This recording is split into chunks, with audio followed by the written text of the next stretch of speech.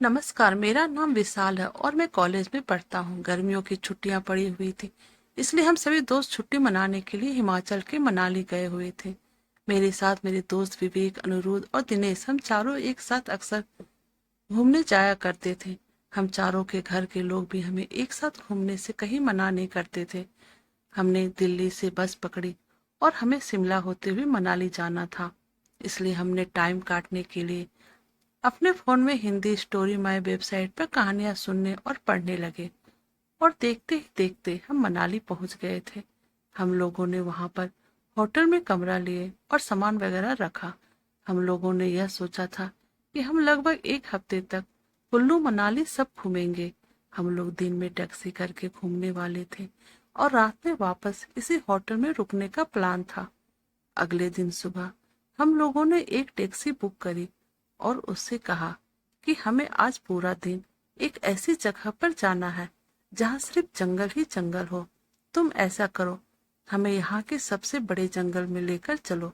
Taxi driver ने थोड़े मुस्कुराते हुए कहा, भाई साहब, यह मनाली है, यहाँ तो हर जंगल ही जंगल है।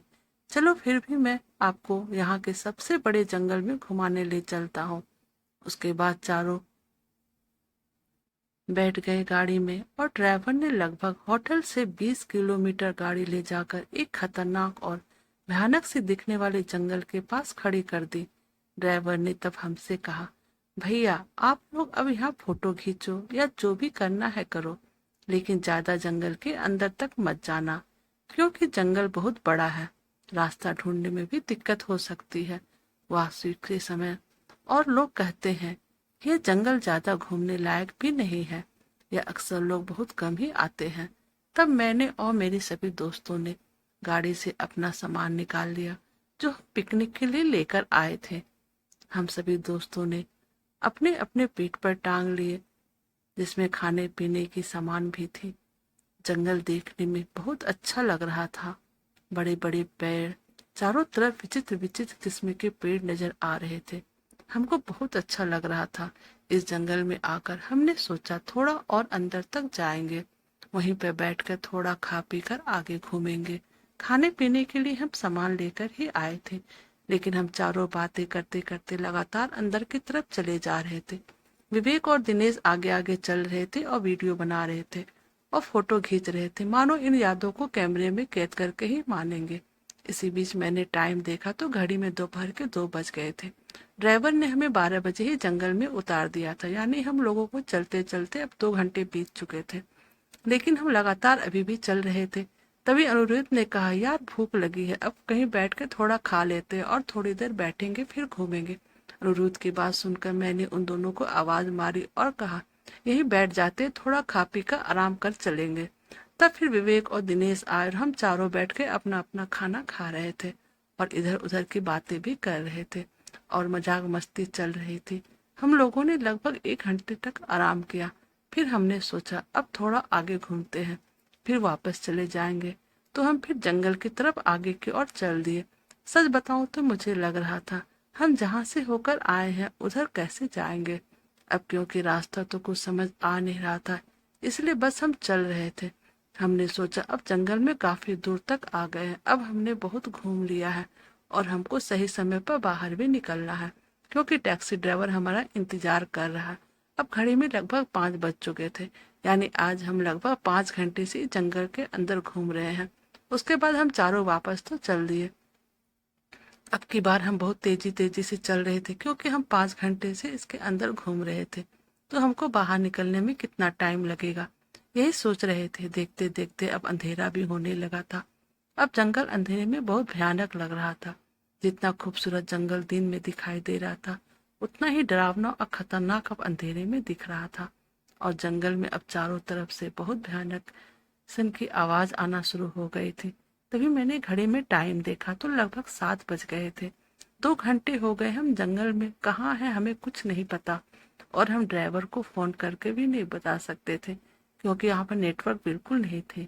हम यही सोच रहे थे कि पता नहीं क्या ड्राइवर अभी भी बाहर होगा या नहीं, क्योंकि हमने उनको कहा था कि हम 5 बजे से पहले बाहर निकल आएंगे और अब तो अंधेरा बहुत ज्यादा हो चुका था।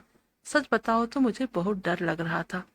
तभी हमको ऐसा लगा कि हमारे बगल से कोई बहुत तेजी से भागता हुआ जा रहा।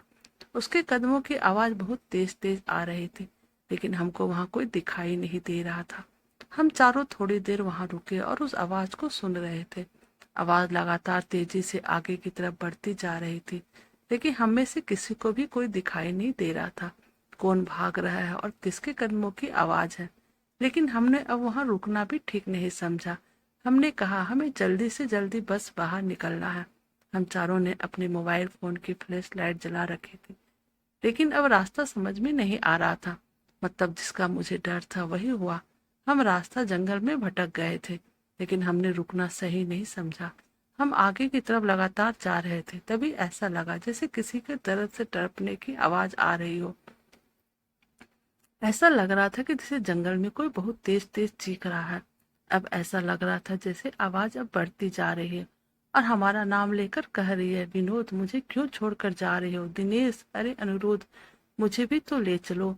ऐसी आवाज सुन के हमारा खून अब जम चुका था, लेकिन हमने भी इस आवाज को पहचान लिया क्योंकि आवाज तो विवेक की थी। लेकिन यह कैसे हो सकता है, क्योंकि विवेक तो हमारे साथ ही था। इसलिए अब हम चारों बहुत बुरी स्थिति में थे, लेकिन इस आवाज का रोना और तड़पने की चीख बढ़ती जा रही थी। बार बार हमारा नाम लेकर कह रही थी, अरे मुझे छोड़कर क्यों जा रहे हो। मानो ऐसा लग रहा था कि कोई किसी की जान की भीख मांग रहा है। रो रो कर और तड़प तड़प कर ऐसा लगता कोई बहुत ज्यादा दर्द में है। लेकिन हम सबको आवाज विवेक की लग रही थी और विवेक हमारा साथ ही था। अब ऐसा लग रहा था कि हम लोगों ने बहुत बड़ी गलती कर दी इस जंगल में आकर, क्योंकि ड्राइवर ने पहले ही बताया था कि ज्यादा अंदर तक मत जाना। इस जंगल में ज्यादा अंदर जाना ठीक नहीं है। पर अब हम इस जंगल में भटक चुके थे। हम चारों के होश उड़े हुए थे, बस भगवान से यही दुआ कर रहे थे, भगवान हम जल्दी से जल्दी इस जंगल से बाहर निकल जाए। अब हमने सोचा कि अब बिना रुके भागते रहना। इसके बाद हमने आगे की और दौड़ना शुरू कर दिया। हम कह रहे थे कहीं तो निकलेंगे बाहर, इसलिए हम चारों पूरी रफ्तार से भाग रहे थे। अब हम भाग भाग कर पूरी तरह से थक चुके थे। अब हमसे और भागा नहीं जा रहा था, लेकिन ऐसा लग रहा था कि जान बचाना है तो हमको भागना ही होगा। लेकिन कहाँ भागे हम, क्योंकि जंगल में चारों तरफ घनघोर अंधेरा और अजीब अजीब किस्म की आवाजें, ऊपर से विवेक की जैसी आवाजें पूरे जंगल में गूंज रही थी।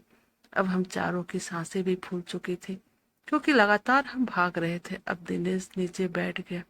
उसने कहा, भाई लोगों अब मैं नहीं भाग पाऊंगा।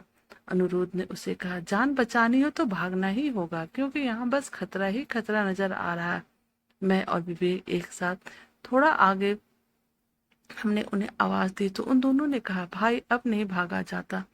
थक हम दोनों भी गए थे। जैसे एक साथ उसी घनघोर अंधेरे में अपनी फ्लैश लाइट जलाते हुए बैठे थे, लेकिन ऐसा लगा कि हमारे सामने एक बड़े पेड़ से कोई चीज बड़ी तेजी से नीचे गिरी और उसकी आवाज बड़ी जोर से सुनाई दी। उस चीज पर दिनेश ने लाइट मारी। दिनेश सहित हम तीनों के होश उड़ गए थे। अब मानो हमारी धड़कनें रुक जाएगी, क्योंकि अभी तक हमको विवेक की रोती बिलखती आवाज सुनाई दे रही थी, लेकिन अब हमारे सामने ही विवेक का कटा हुआ सर पड़ा था। तो दोस्तों उसकी आगे की कहानी हम आपको पार्ट 2 में बताएंगे, तो आप हमारे पार्ट 2 को अवश्य सुनिएगा।